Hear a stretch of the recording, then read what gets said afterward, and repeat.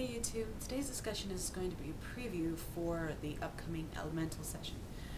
See, I figured out really quick that I've got way too much to say about each element, so I'm going to have to do them in order and separately. Sorry. But more than that, I also discovered that I'm going to have to go ahead and explain a few things to you guys, because again, I'm a solitary eclectic, and so I've done things like a little differently than you might find in traditional pagan sects. So once again, you'll have to bear with me prattling on a little bit. You see, most pagans use 4 to 5 elements. The traditional elements are there: earth, air, fire, and water. Most people have heard of those. Elements added by Eastern tradition include like metal.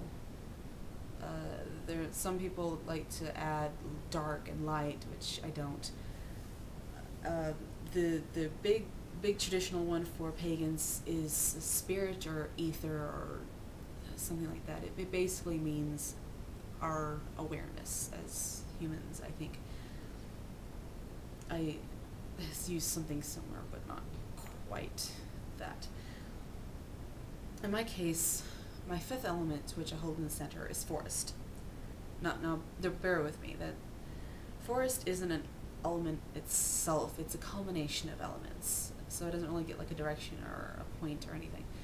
Most people put plant life in with earth, kind of making it like a planet earth element, but that never really set right with me.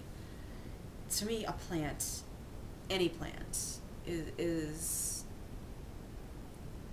through the nourishment of all 4 elements: soil, sunlight, fire, air, and water.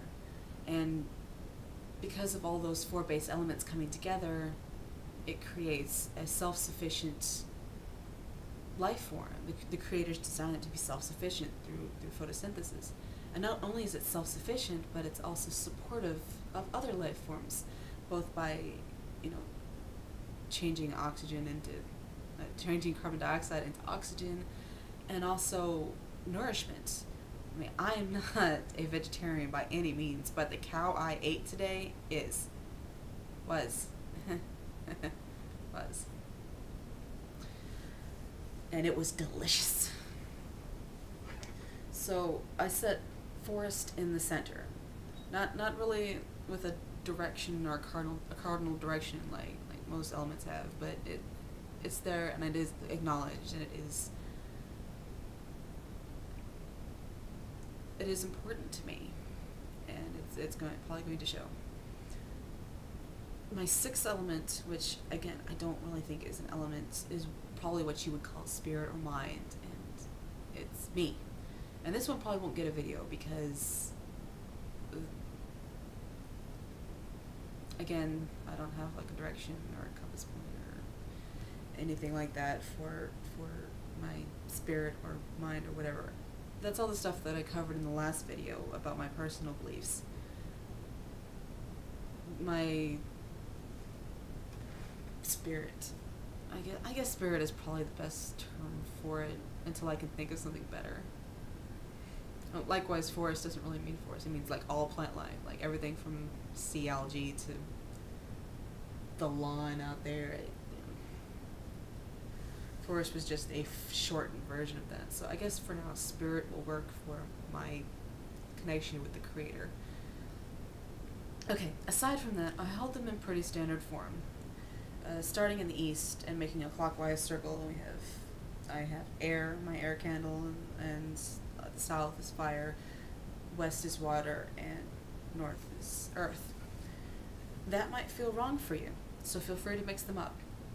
If you live near an ocean, east or west coast, put your water candle in the direction of the ocean. If you live on the southern hemisphere, like I live in Texas, south is hot, fire. If you live on the other side of the world, feel free to put your fire candle on the north. If you live near like either the polar ice caps, that's a lot of ice. Just go ahead and slap your water candle up there. It really comes down to what feels best for you. I know, you're probably getting tired of that phrase by now. So am I. Now, spirit or ether, if you use it, is usually in the center of your circle.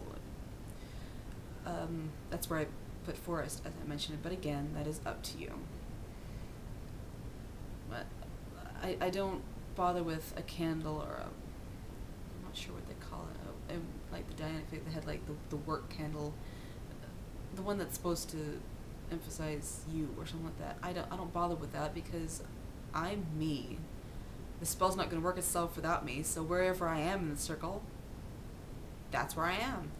And that's where the focus should be. I am the focus. Now, on the occasion of dealing with a pentagram or pentacle, and it occurs to me I should probably define those terms for people who don't know. A pentagram is a 5-point star. The ones you see on everything, you know, the lines. The pentacle is the pentagram that has a circle on it, where the circle touches all 5 points of the star. They're both very common symbols in paganism. You will see them and not. If I have a 5-point star, if I'm wearing one, I don't have a problem with the top point, which points to me, to mean spirit or ether. If I've got one on my altar,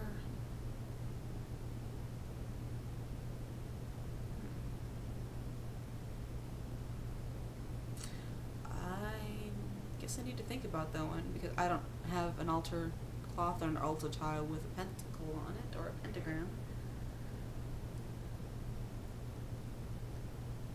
I would imagine if I've got a pentacle, the center would be fine for forest, because again, it's a combination of the elements. And the center of a pentacle touches all 5 points. And I suppose I would have to invert it so that the 5th point, which would mean ether, would be pointing at me. And if I had a pentacle, the circle could mean me, the spirit ether. It sounds so narcissistic when I just say me, doesn't it? And I guess the top point could be forest. I guess I could point that back at the altar since I do have a forest candle. I don't know.